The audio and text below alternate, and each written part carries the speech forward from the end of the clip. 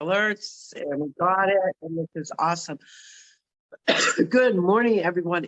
It's Monday Mindset, and already the day is getting off to a kind of a quirky start, but we're not going to let that derail us. We hope you had a great weekend. But good morning, everyone. This is Carol, so aka Naughty Bus, live with you. Sistas, hey, good morning, everyone. It's Janice, aka Wellness Diva 5.0. I did set my alarm to get up early this morning, or so I thought. I set my alarm, and I woke up at 6:30. I'm trying to get back on my old schedule post, being under the weather for a few weeks, but have not got my workout in yet. I will after the broadcast, but there's a lot of kooky things going on in the airwaves, because it seemed like everything I touched this weekend went to shit. And I know from one of our guests who I've become friends with, Dudley, she said they're, and I don't understand all that stuff, but mercury retrograde for a lot of people. So Mercury retrograde, whatever the hell your name is, get the hell out of here. I got shit I got to get done. Stop. That is true. We were having our own issues with, still having issues with the computer, as well as Google and resetting passwords. And, when you're on multiple devices, you're hoping that the code or the link is going to be sent on one set of devices. You can work with two different devices to solve the to solve the issue. However, that always doesn't work out. So yeah, there was a lot of frustrating, but we had some good tech savvy people helping us yesterday. So that made a difference. That's good, because I'm usually obviously the tech person in the house, and then it gets a little frustrating. And I'll just say to Gary, call Brett or send Brett a text. Brett is my stepson, or Ryan if he's around. Sometimes it's hard to get a hold of him, but when when you rely on things to operate a certain way and they don't, it's frustrating, because maybe what should have took you only 5 minutes took an hour. So it's like, right, it does. It impedes on your productivity and making sure that you're moving, in such a manner that you're not having the whole day spent on one glitch. So it was one of those weekends where we're just kind of going back and forth trying to figure stuff out. Obviously, we've got residuals today, but we're getting through that, and we're not going to let that stop our mindset and think in a positive way that we're going to get some resolve, that we're going to get all the pieces up, because we're super excited tonight at 7:00. We will be part of a live broadcast with Patriot. I believe that the actual broadcast is Patriot News Network. I believe that's what it's called, Patriot News Network. And they're going to be doing a piece on what has been going on with the Dudley Charlton Regional School District, the road to recall, and how, there's so many news outlets out there that you will see different stories come up of different districts or school boards that are having, parents kind of double check what's going on in the schools. And this really evolved with the early stages of the pandemic, when the schools were forced to close, and parents now got a crystal clear vision or insight as to either what their child was being taught or indoctrinated into, started questioning maybe some of the lesson plans, some of the verbiage, some of the reading assignments, some of the books. And this led to a revolution of the awakening of parents to say, and not just parents, grandparents as myself, anyone that has a vested interest in the advocacy of children and making sure that children are getting a very well-deserved, good, well-rounded public education that is not infiltrated by ideologies, politics, biases, and really making sure that they're getting excuse me, back to the basics of mathematics, sciences, Englishes, foreign languages, that, the structure, history, the structure of what public education is founded on, and the development of those children in such a way that is going to make them productive citizens and not indoctrinating them into an ideology that does not meet and or partner with the needs and values of a family, a community. And that has been going astray. And that is why now all of a sudden you have this surge of people double checking, and they do have a right. Although there are a lot of people out there that claim to be, the proficient know-it-all in education. They're not so smart if they're thinking that they're going to try to make sure that parents have no say in education. And sadly, that's what is occurring. Excuse me. So what frequently happens is, how do you go about challenging your district? Because in most cases, you have your administrative school superintendent, and then you have a school board, school committee that is an elected body that has oversight over that superintendent, who then branches down to the administration, teachers, nurses, care, whatever it may be. So you have this chain that you have to kind of follow, and sadly, they're not meeting and partnering together along with partnering with the public, and that becomes a problem. And it's really poses the question of how do you make them toe the line? How do you make your voice heard on behalf of your child? Because your child doesn't have a voice in the matter. They just don't. And we are going to kind of give you step by step, kind of taking you on our journey as to where we are, how we started, what were the buzz things that were happening, how to go about requesting certain information, how to be involved, how to understand how your own particular school board or school committee works, understanding their policies, procedures, code of ethics that they swear an oath to. What is their relationship in governing piece to their part as oversight of a public school? And then where do the parents fall, and where are the rights of the caregivers, the grandparents, those that have the heart and soul of the children, the grandchildren, their legacy in a school district? What is their role to challenge and or the procedures on how you get about getting more involved and finding out if both the school committee and the school are serving the needs of what the parents want. So we're going to kind of go through that whole process with you, take you on our journey, and we're pretty excited about it. Yeah, I always go back to when you hold a public office, the bottom line is you are always subject to public scrutiny.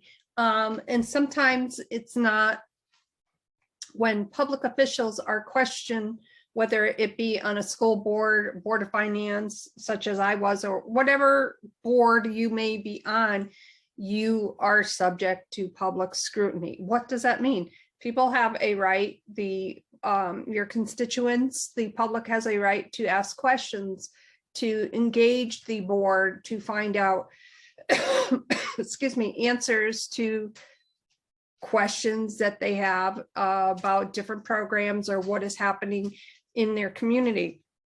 And I think all too often that the people that are being questioned take offense to that, which they shouldn't be, because and I get why they may be, like, I understand that, but you are a public official. I can remember being at a very specific meeting, and it was right before the election, and it was like a Q&A, and somebody asked me, well, you're new on this thing, we've never seen you before, what are your qualifications?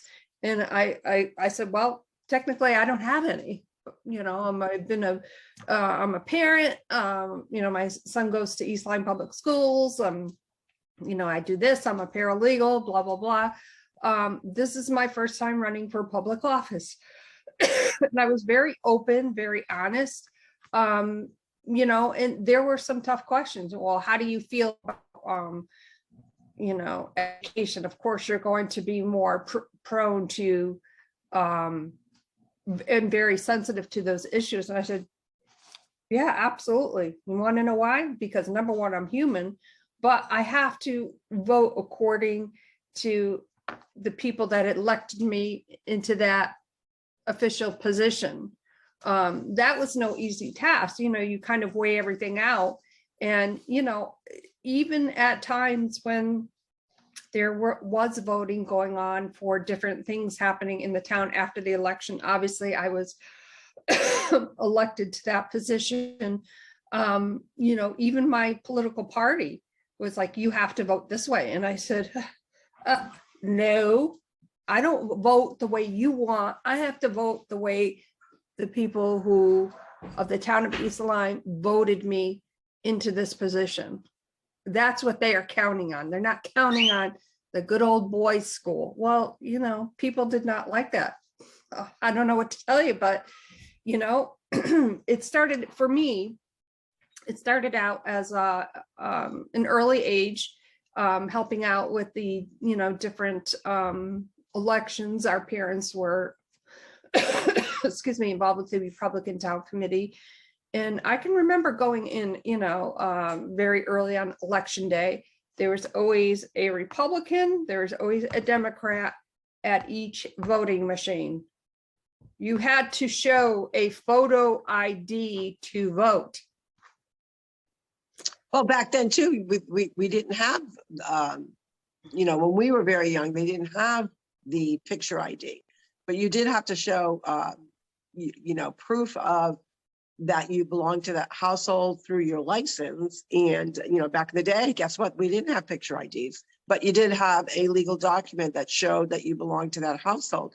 And you would have to go to your precinct or your area where you were reporting to, because different precincts had different stations, and a precinct would include, a certain amount of streets, avenues, roads, whatever it may be, and you were checked in.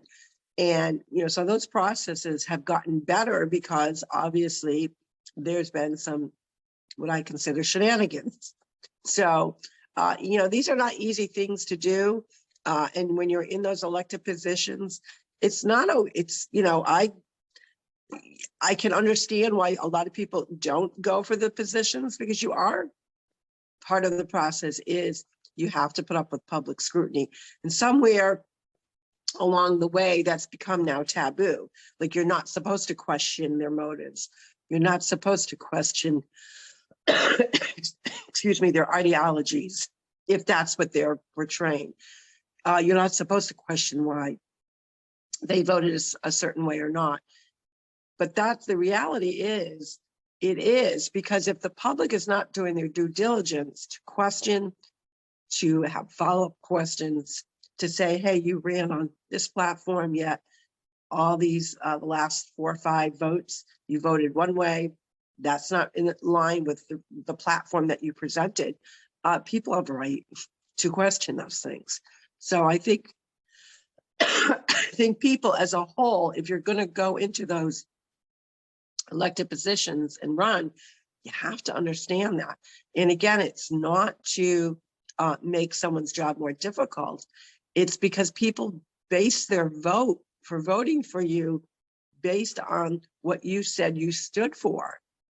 And if you're not a person of your word and you're not going to stand by the platform, then get off the platform, get off the stage, get off. Maybe this is just not for you. I agree 100% that an elected position is not for everyone. I wouldn't want to do it.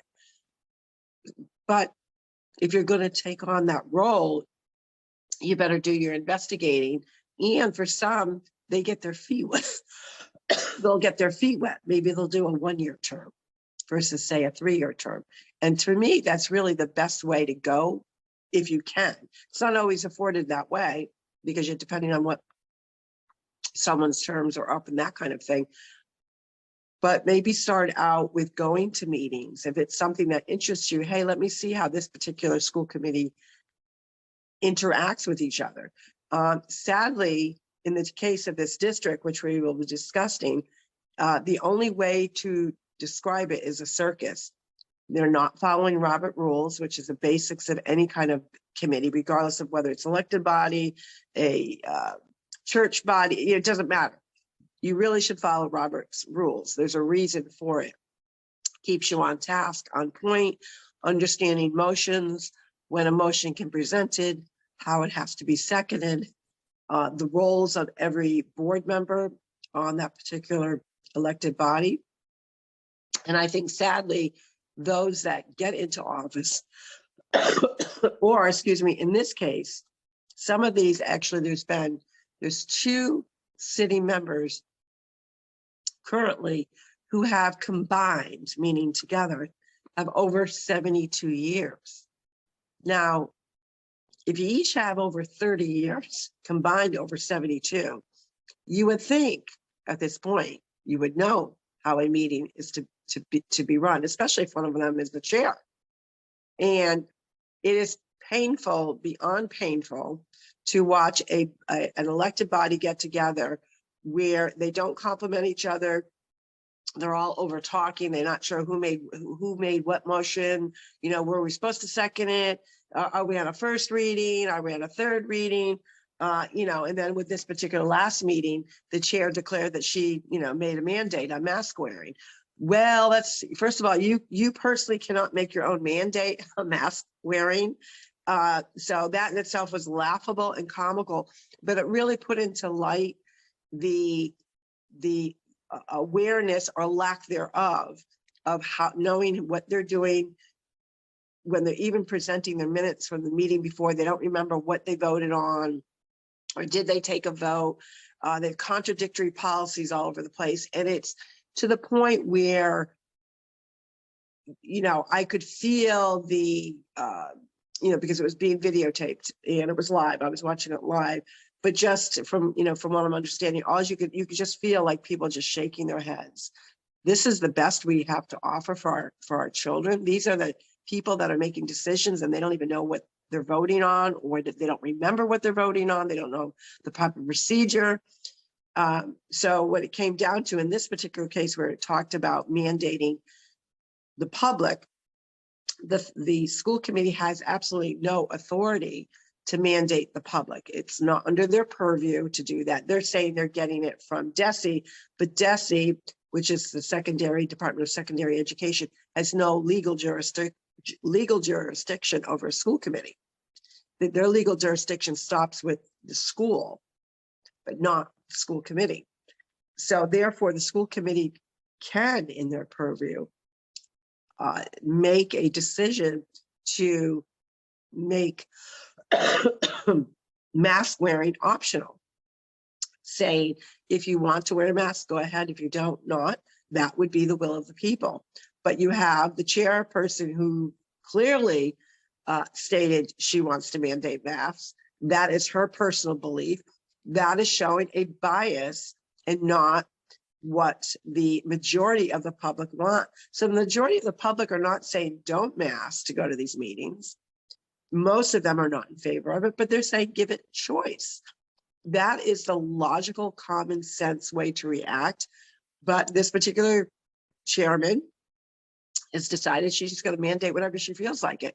And then, of course, she got backlash from her own school committee because wait, did we vote last? We voted in December, and sadly, out of the 7 board members, there was only 4 present, so it was a 2-2 split.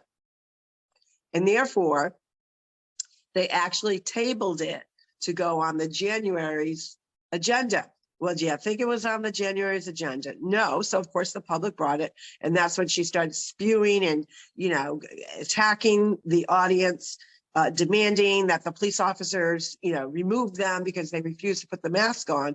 And I mandated it, you know, it's mandated, it's part of our policy. And then she turns to one of her committee members, did we do that? Did I mandate that? So you look at it and you're like, McFly, is there anyone home? You didn't mandate it. You took a vote 2-2. It's supposed to be on tonight's agenda. It's not. And so now you're being called out by the public, rightfully so. So now it's on February's agenda. I mean, they just procrastinate, they prolong.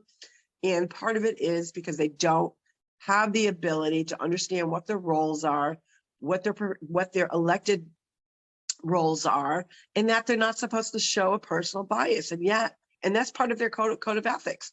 So if you repeatedly show bias, guess what? You're in violation of the oath you took. That is a reason for removal or for asking you to step down. So there's repeated things. There's open meeting violations. There is tons of too many code of ethics to even get into that they do. They don't handle the business of the majority. And so a recall is happening. And we're asking the public to get a better understanding of why the recall is necessary. And our goal is to get them removed. Now, if for some reason they don't get removed this way, you believe that there will be people that, another recall will happen. Now that we know that we have a pathway, unbeknownst to the towns that we're trying to derail that. And we do have a lawyer. So this is really kind of what the broadcast is going to be about tonight at 7:00 Eastern Standard Time. Once we get the links, we're going to make sure that it's on our Two Sisters page with the links of where you can actually be a part of this live and ask questions and be a part of it. That sounds great. And an amazing way to share information than through different news organizations or, different outlets like that. And it just goes to show you that, there is integrity in numbers and there is integrity in how we go about getting that information out. So excuse me, I think that's amazing. And wow, what a great start to Monday. Mindset Monday, the last day of the month, we start February tomorrow. Which means a lot of us will be in full swing with getting our taxes in order to our tax professional. It's all good. I think I'm in pretty good shape, but so Mindset Monday, what are you going to do to kind of maybe hit your reset button? Have you tabled some different things that maybe were on your agenda of things to do? Do we procrastinate out of fear? I know I'm guilty of that from time to time. What a great way to go forward. And by the way, today's, it is bright and sunny out, but it's only 5 degrees. So I'm kind of like, I feel my muscles tensing up because I'm so cold. So I got to get that blood flowing in a few minutes. And on that note, my name is Janice, AKA Wellness Diva 5.0. And I am with Two Sisters, and this is Carol, aka Naughty Bus, live right now, and I will be live tonight at 7 p.m. We will make sure we put those links. If you want to send questions ahead of time, we would love to hear from you, but we would look forward to you so you can actually see we the people in action, step-by-step ways on how you could be more active in understanding and knowing what's going on in your school district and making sure that those ideologies are not infiltrating into your school and that children are actually doing what they're supposed to be doing, and that is learning the basics of math, history, English, sciences, and just really getting a good quality education with no isolation. Because what we're seeing now is the sadness of what's happening, this isolation, masking, isolating children from the normal ways of having public education, and that will have long-term effects, which is very scary. So we'll be chatting all about that, but we wish you a great Monday. If your mindset is kind of like getting a false sense of like, which way do I go today? Make sure that you're hydrating, that you're staying with your healthy gut, and also making sure that you spend time to just take care of your own health and wellness. Because once you do that, then you're going to be better for everyone else. We will see you tomorrow. And actually, we'll see you tonight at 7:00. And then we will see you tomorrow for Triumph Tuesday. Take care, everyone. Have a great day. Bye, everyone.